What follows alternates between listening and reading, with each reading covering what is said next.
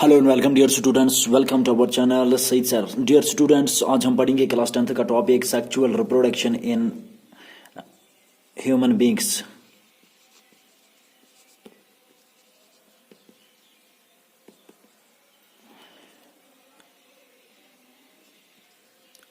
Human beings में हम sexual reproduction पाएंगे। आपको पता है सेक्सुअल रिप्रोडक्शन जहाँ पे दो पेरेंट्स इन्वॉल्व होते हैं, जहाँ पे सेक्स गमीट्स का फ्यूजन होना बहुत ज़रूरी है, जहाँ पे फर्टिलाइजेशन होती है, male gamete and female gamete जो है आपस में मिल जाता है तो फर्टिलाइजेशन होती है। तो सेक्सुअल रिप्रोडक्शन ह्यूमन बींग्स में इन्वॉल्व होती है। यहाँ पे दो अलग अलग गमीट्स होते हैं।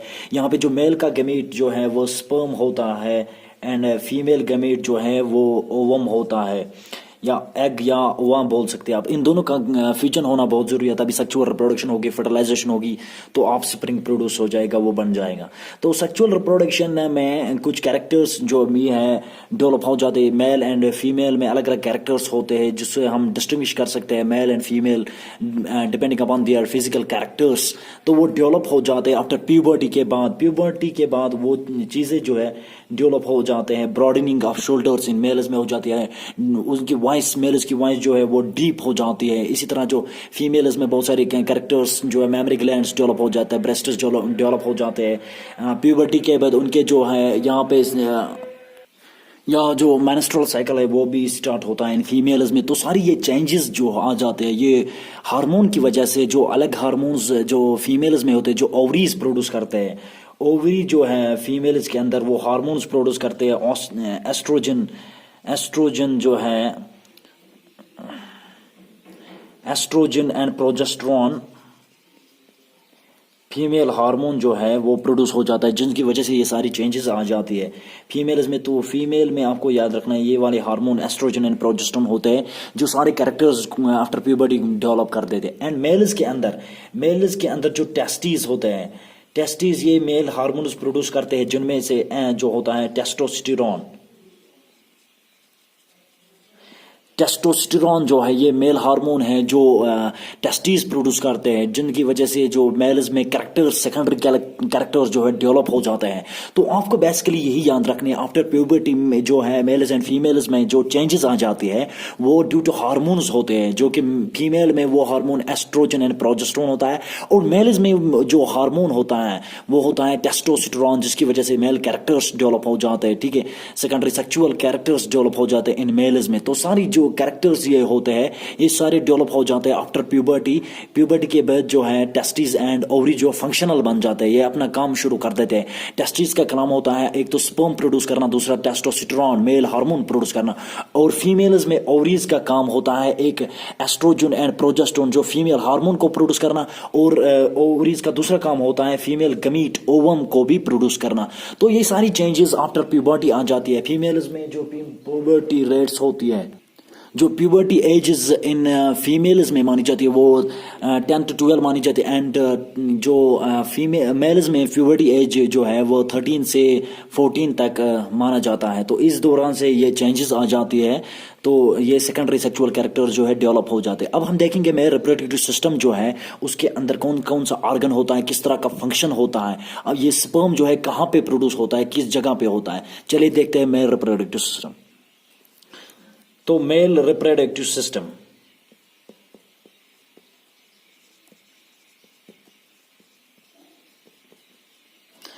मेल रिप्रोडक्टिव सिस्टम जो है इसमें बहुत सारे ऑर्गन्स आते हैं, बहुत सारे जो ट्यूब्स आते हैं या ग्लैंड्स जो इसमें प्रोस्टेट ग्लैंड वेसिकल्स होते हैं, इनका रोल होता है मेल रिप्रोडक्टिव सिस्टम में। जो टेस्टीज जो उसमें आते हैं मैन जो काम करते हैं, जो मेल स्पर्म प्रोड्यूस करते हैं या टेस्टोस्टेरोन प्रोड्यूस करते हैं, ये हम देखते हैं। पहले हम टेस्टीज देखेंगे। टेस्टिस जो primary sex organ in males में है, जिसमें जो है स्पर्म बन जाता है या टेस्टोस्टेरोन जो है बन जाता है, प्रोड्यूस होता है। तो देखते हैं टेस्टिस होते क्या है।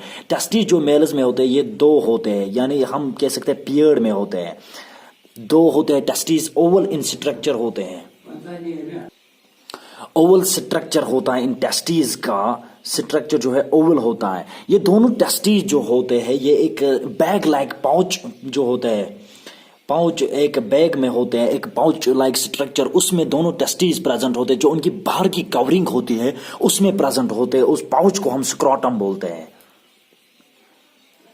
स्क्रोटम जो है ये बाहर की कवरिंग होती है जहां पे दोनों टेस्टीज जो है प्रेजेंट होते हैं उस पाउच में, उस बैग में। ये स्क्रोटम जो है इस दोनों टेस्टीज का टेम्परेचर को मेंटेन कर रहा है। अब हम देखेंगे जो टेस्टीज है ये आउटसाइड द बॉडी क्यों है। अगर हम ओवरीज की बात करेंगे, जो फीमेल्स में जो ओवरीज है, फीमेल्स में जो ओवरीज है वो इनसाइड द बॉडी है, एब्डोमेन में है, लेकिन जो मेल का सेकेंडरीज है, जो मेल का ये टेस्टिस होता है, प्राइमरी सेक्स ऑर्गन, ये आउटसाइड द बॉडी है। आउटसाइड द बॉडी क्यों है ये स्क्रोटम में होते हैं। स्क्रोटम जो एक कवरिंग होती है बाहर उसमें होते हैं, लेकिन आउटसाइड द बॉडी इसलिए होते हैं ताकि ये उनको टेम्परेचर की, जो बॉडी से टेम्परेचर उनका थोड़ा कम चाहिए। बॉडी के अंदर अप्रोक्सीमेटली 37 डिग्री जो है टेम्परेचर होता है, तो इन टेस्टिस को इससे कम चाहिए, इससे 2 या 3 डिग्रीज कम चाहिए। That is why these are outside the body of human males. तो मेल्स के बॉडी से बाहर ये लोकेट होते हैं testis, because they need less temperature than that of the body temperature. उनको 2 या 3 डिग्री कम चाहिए। जो बॉडी का टेम्परेचर होता है 37 डिग्रीज, उससे थोड़ा कम चाहिए, इनका 34 या 35 डिग्री चाहिए। तो इसलिए ये आउटसाइड द बॉडीज प्रेजेंट होते हैं ये दोनों टेस्टिस एक बैग स्ट्रक्चर में, पाउच में, जिसको हम स्क्रोटम बोलते हैं, जो उनका टेम्परेचर को मेंटेन करता है। ठीक है, अब देखेंगे इसका स्ट्रक्चर कैसा होता है, कहां पे जो है स्पर्म बन जाता है। चलिए देखते हैं। जो टेस्टिस बोला मैंने, अब 2 होते हैं, पेयर में होते हैं, इनका ओवल स्ट्रक्चर होता है। अब देखते हैं इसका स्ट्रक्चर जो है कैसा होता है। इनका ओवल स्ट्रक्चर होता है, इस तरह का स्ट्रक्चर होता है टेस्टिस का। अंदर से इसके कुछ लोब्यूल्स होते हैं, कुछ लोब्यूल्स होते हैं अंदर से टेस्टिस के। इन लोब्यूल्स के, ये जो लोब्यूल्स होते हैं टेस्टिस के, जो अंदर ये लोब्यूल्स होते हैं, ये 15 से 20 तक होते हैं। तो इन लोब्यूल्स के अंदर कुछ ट्यूब्यूल्स होते हैं। इन लोब्यूल्स के अंदर, जो टेस्टिस के अंदर बोले, ये लोब्यूल्स होते हैं, जो 15 से 20 तक ये लोब्यूल्स होते हैं। इन लोब्यूल्स के अंदर कुछ ट्यूब्यूल्स होते हैं जिनको हम सेमिनिफेरस ट्यूब्यूल्स बोलते हैं।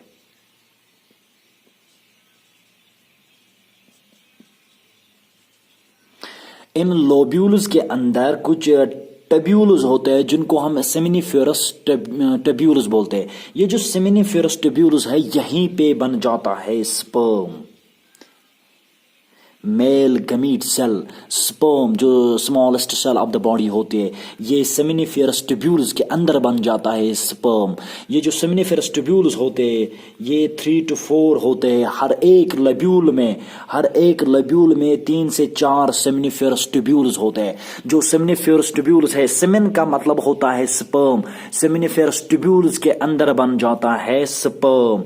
अब एक बार स्पर्म बन गया, कहां पे? सेमिनिफेरस ट्यूब्यूल्स के अंदर स्पर्म बन गया। अब इनको बाहर जाना है, टेस्टिस के बाहर जाना है, तो यहां पे कुछ डक्ट्स होते हैं जो उनको कलेक्ट कर देते हैं।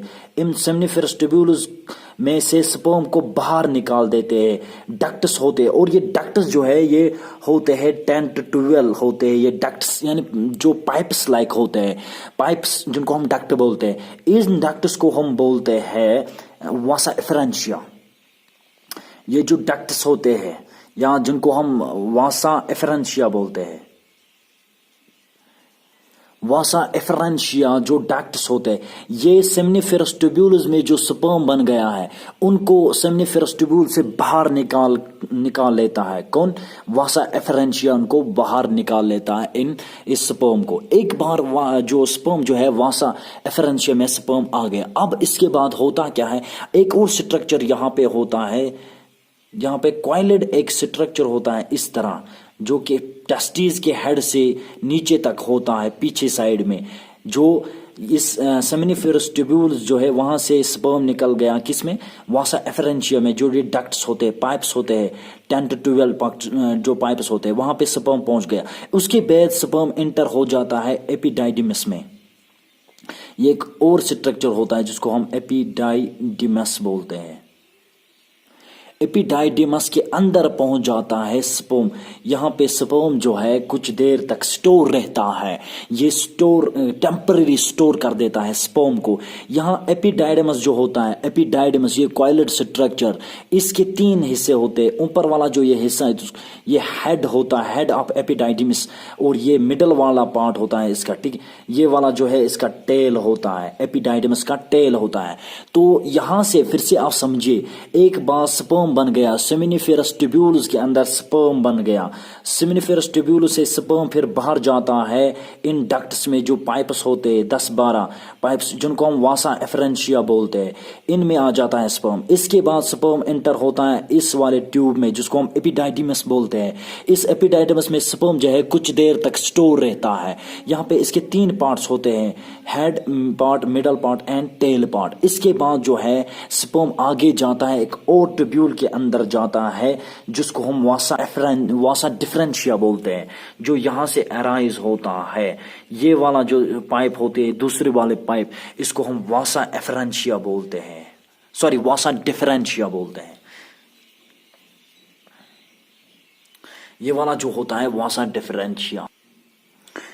इसमें एपिडाइडिमस के अंदर जब पहुंच गया स्पर्म, कुछ देर के लिए स्टोर रह गया इस स्ट्रक्चर से। इसके बाद यहाँ से जो स्पर्म होता है वो एंटर हो जाता है दूसरे स्ट्रक्चर, इस दूसरे वाले पाइप में, दूसरे वाले स्ट्रक्चर में जिसको हम वासा डिफरेंशिया बोलते हैं। इस वाले का नाम होता है वासा डिफरेंशिया, ठीक है, वासा डिफरेंशिया।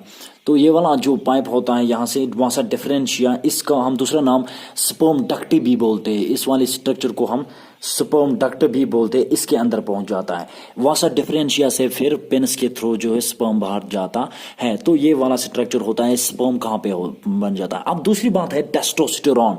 टेस्टोस्टेरॉन जो मेल हार्मोन होता है वो कहाँ पे बन जाता है। याद रखिएगा जो टेस्टोस्टेरॉन है, टेस्टोस्टेरॉन जो है ये बन जाता है एक, यहाँ पे कुछ सेल्स होती है इसके अंदर जिनको हम लेडिग सेल्स बोलते हैं। लेडिग सेल जो हम बोलते हैं उन लेडिग सेल्स के अंदर बन जाता है, वही बना देते हैं टेस्टोस्टेरॉन, जो मेल हार्मोन होता है, जो कि फिर क्या कर देता है, जो सेकेंडरी सेक्सुअल को प्रोड्यूस करते हैं, कैरेक्टर्स को डेवलप कर देता है। तो इस तरह का डियर स्टूडेंट स्ट्रक्चर होता है टेस्टीज का। तो ये बाहर वाला जो कवरिंग, ये जो टेस्टीज है ये स्क्रोटम के अंदर होते हैं। ये दोनों टेस्टीज स्क्रोटम के अंदर होता है, जो बैक लाइक स्ट्रक्चर होता है। तो ये टेस्टीज के अंदर ये वाला जो स्ट्रक्चर होता है ये लब्यूल्स होते हैं। यहाँ पे मैंने मेंशन किया वो लब्यूल्स जो 15 से 20 तक होते हैं लब्यूल्स, ठीक है।